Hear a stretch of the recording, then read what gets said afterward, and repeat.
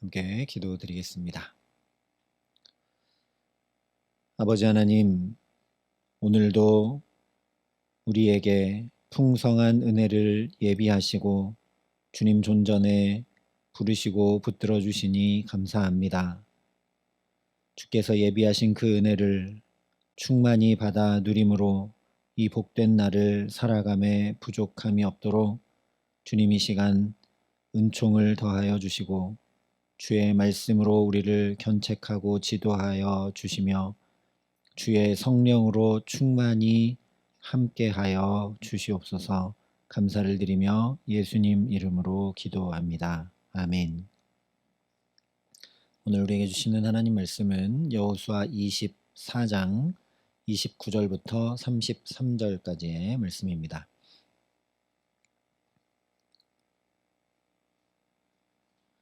여호수아 24장 29절부터 33절까지 말씀을 제가 봉독해 드리겠습니다. 하나님의 말씀입니다. 이 일 후에 여호와의 종 눈의 아들 여호수아가 110세에 죽음에 그들이 그를 그의 기업의 경내 딥낫세라에 장사하였으니 딥낫세라는 에브라임 산지 가하스산 북쪽이었더라. 이스라엘이 여호수아가 사는 날 동안과 여호수아 뒤에 생존한 장로들 곧 여호와께서 이스라엘을 위하여 행하신 모든 일을 아는 자들이 사는 날 동안 여호와를 섬겼더라. 또 이스라엘 자손이 애굽에서 가져온 요셉의 뼈를 세겜에 장사하였으니 이곳은 야곱이 백크시타를 주고 세겜의 아버지 하몰의 자손들에게서 산 밭이라. 그것이 요셉 자손의 기업이 되었더라. 아론의 아들 엘르아살도 죽음에 그들이 그를 그의 아들 비느하스가 에브라임 산지에서 받은 산에 장사하였더라. 아멘. 오늘 여호수아 맨 마지막 부분의 말씀을 나눕니다. 오늘 전체적으로 한번 살피고 내일 한 번 더 여호수아의 중요한 말씀을 살핀 후에 사사기로 넘어가서 함께 은혜를 나누려고 합니다. 오늘 29절이 이 일 후에 라고 말씀을 하면서 시작을 합니다.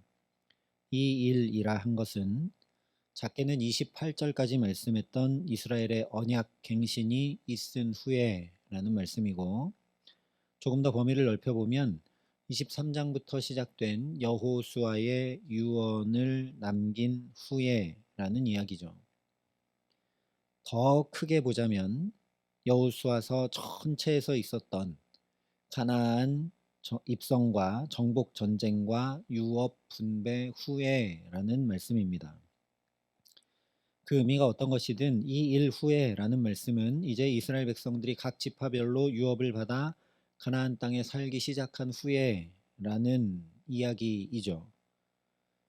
그렇다면 마치 시내산에서 십계명을 받았던 때 또한 가나안 땅에 들어와 할례를 행하고 유월절을 지켰던 때처럼 하나님과 언약을 갱신하고 신앙 부흥을 일으켰으니 이제 그 언약을 잘 지켜 행하며 하나님만 섬기고 살았다라는 이야기가 이어지든지 가나안 정복과 유업 분배가 다 마쳤으니 이제 하나님께서 베푸신 이 놀라운 은혜를 가지고 받은 유업을 아름답게 가꾸고 누리며 복되게 살았다든지 하는 이야기가 나오는 것이 자연스러워 보입니다.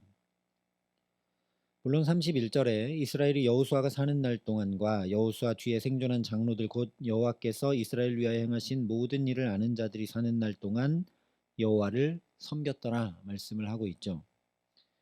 그러나 이것은 이스라엘이 믿음 가운데 하나님을 잘 섬기고 살았다는 이야기가 아니라 영적 지도자들이 곁에 있을 때는 잘 섬기다가 그들이 죽고 난 이후에는 그렇지 못했다라는 이야기입니다. 우리도 그렇지만 우리 곁에 좋은 하나님의 사람들이 있다면 그들이 내 곁에 있는 동안 빨리 보고 배우고 내 믿음, 내 신앙을 공고히 굳건히 세워야 합니다. 그렇지 않으면 이스라엘처럼 그들이 살아있는 날 동안에는 우리가 하나님을 잘 섬기지만 나만 남았을 때는 내가 믿음을 잘 지키지 못하고 살아갈 수 있기 때문이죠. 그래서 이 말씀은 이어지는 사사기 암흑시대의 예고편과 같은 말씀입니다. 이제 사사기로 넘어가기 때문에 그 뒤에 이 일 후에 쭉 이렇게 사사기로 이어졌다. 그러니까 크게 보아도 하나님 잘 섬기고 살아라 이런 얘기인 것이죠. 그러니까 이 일 후에 있었던 일이 무엇인지 우리가 살펴봐야 될 것은 물론 사사기 말씀이지만 일단은 먼저 나머지 30절, 32절, 33절의 말씀을 통해 여호수아서를 마치며 주시는 말씀을 우리가 들어야 합니다. 30절은 여호수아가 죽자 그들이 그를 그의 기업의 경내 딥낫세라에 장사했다 말씀을 합니다. 이어서 32절도 또 이스라엘 자손이 애굽에서 가져온 요셉의 뼈를 세겜에 장사하였다 말씀합니다. 뿐만 아니라 여호수아서를 마치는 맨 마지막 절인 33절 역시 아론의 아들 엘르아살도 죽음에 그들이 그를 그의 아들 비나스가 에브라임 산지에서 받은 산에 장사하였더라 말씀을 합니다. 즉, 이 일 후에 있었던 일을 한마디로 얘기하자면 장사 지냈다는 겁니다. 장사 지냈다는 얘기를 3번이나 반복하고 있죠. 이 말씀들로 인해서 2가지 의문이 들게 됩니다. 첫 번째는 죽었으니까 장사 지내는 것 당연한 일인데 무엇 때문에 여호수아서를 이 장사 지낸 이야기로, 그것도 3사람의 장사 지낸 이야기를 통해 장사 지낸 것을 반복하고 강조하며 마치고 있는가라는 거죠. 또한 2번째는 여호수아를 장사 지냈다고 하면서 여호수아서가 마치면 그것도 자연스럽게 이해가 되는데 그 외에도 요셉의 유고를 장사 지낸 이야기가 덧붙여져 있고 심지어 가나안 정복과 유업 분배의 지도자였던 여호수아가 아니라 제사장 엘르아사를 장사 지낸 것으로 마치고 있는가라는 의문이라는 것입니다.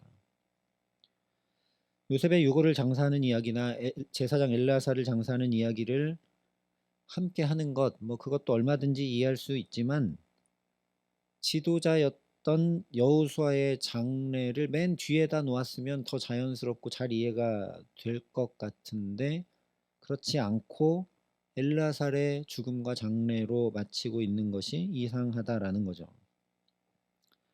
일단 다른 상징적 의미는 둘째 치고서라도 장사되었다는 사실 자체로 아무리 사람 보기에 뛰어난 사람도, 심지어 당대 전 세계를 기근으로부터 구원했던 요셉도 결국 이렇게 유골만 남아서 장사될 수밖에 없는 존재라는 것을 우리가 이것을 통해 누구나 알 수밖에 없습니다.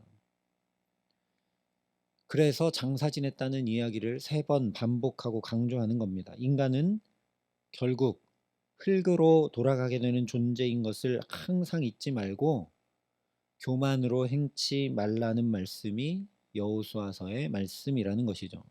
뒤집어 말하면 아버지가 자식을 긍휼히 여김같이 여호와께서는 자기를 경외하는 자를 긍휼히 여기시나니 이는 그가 우리의 체질을 아시며 우리가 단지 먼지뿐임을 기억하심이로다 했던 시편 기자의 고백처럼 하나님께서 결국 흙으로 돌아갈 수밖에 없는 우리를 긍휼히 여기시고 기억하신다는 말씀을 이렇게 3사람의 장사 지내는 이야기를 통해 강조하고 있는 겁니다.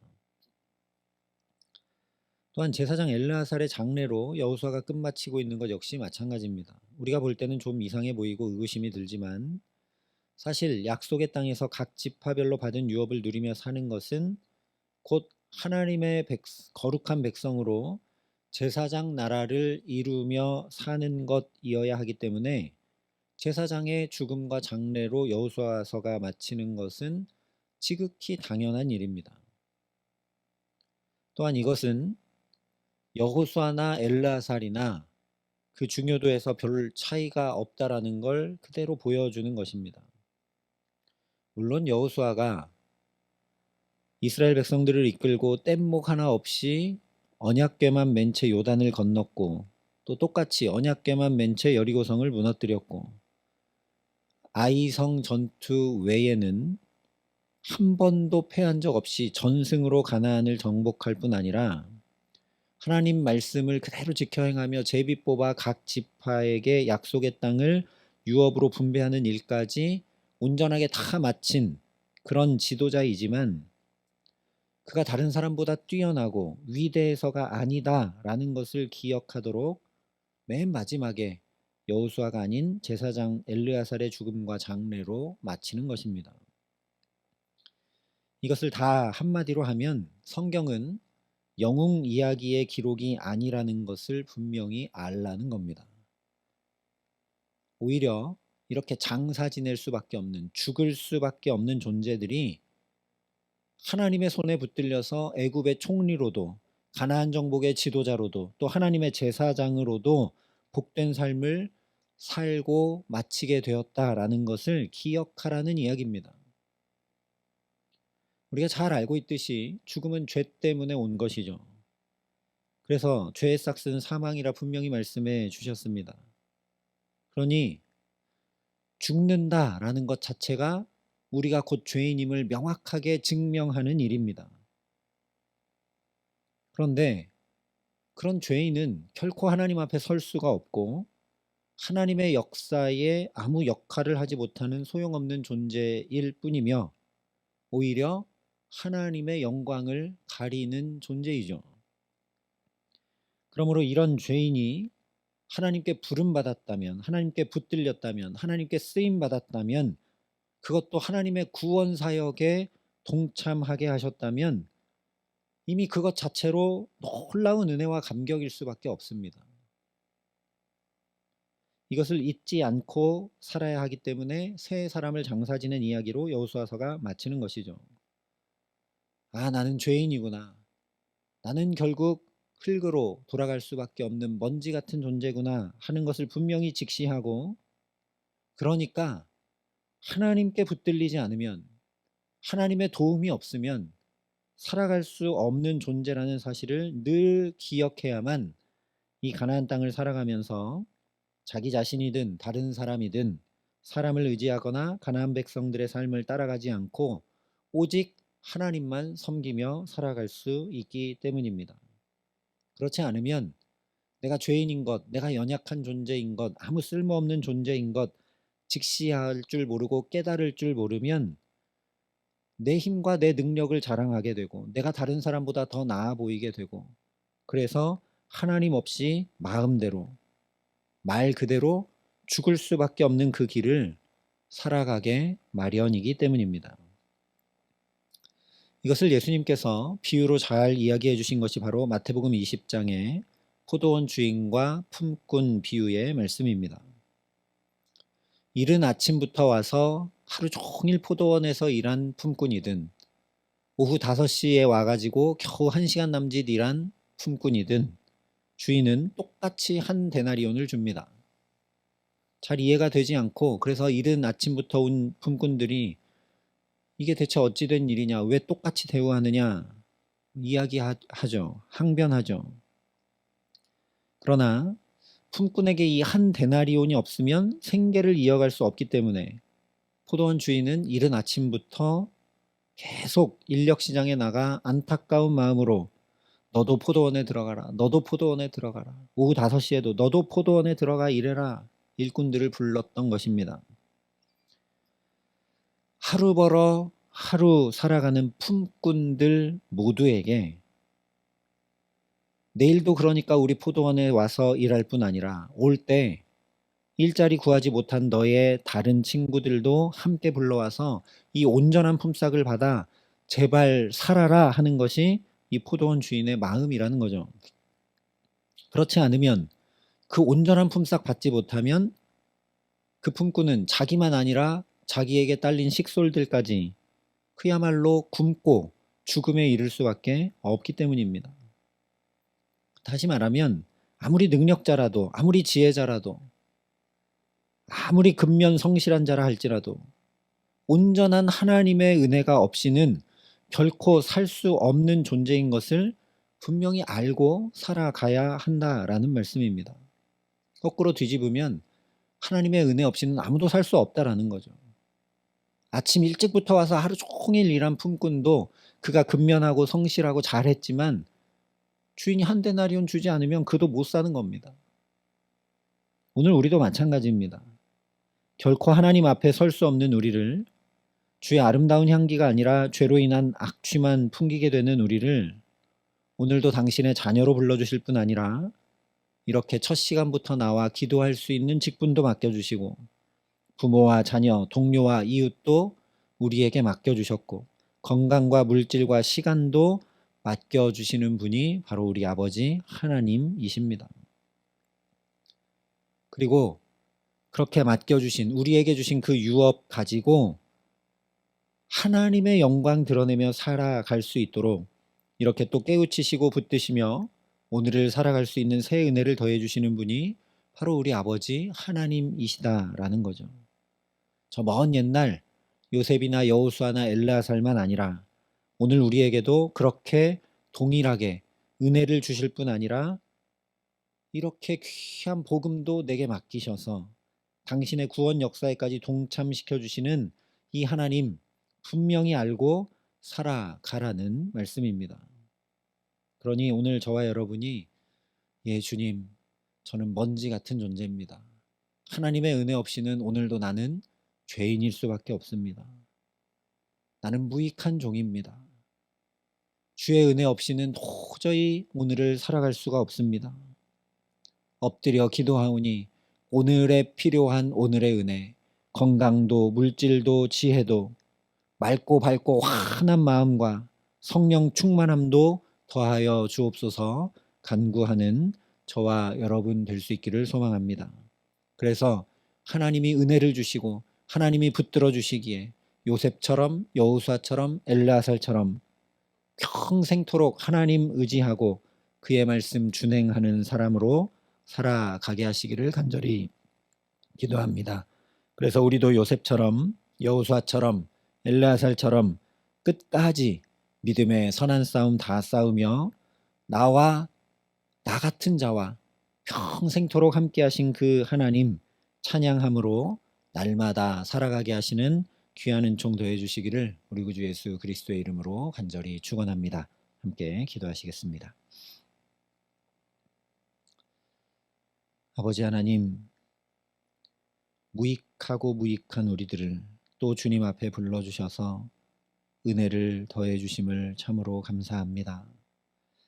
주님 주시는 이 온전한 은혜가 없이는 오늘도 우리 가정에서, 일터에서, 나의 삶의 자리들에서 살아갈 수가 없음을 주 앞에 고백합니다.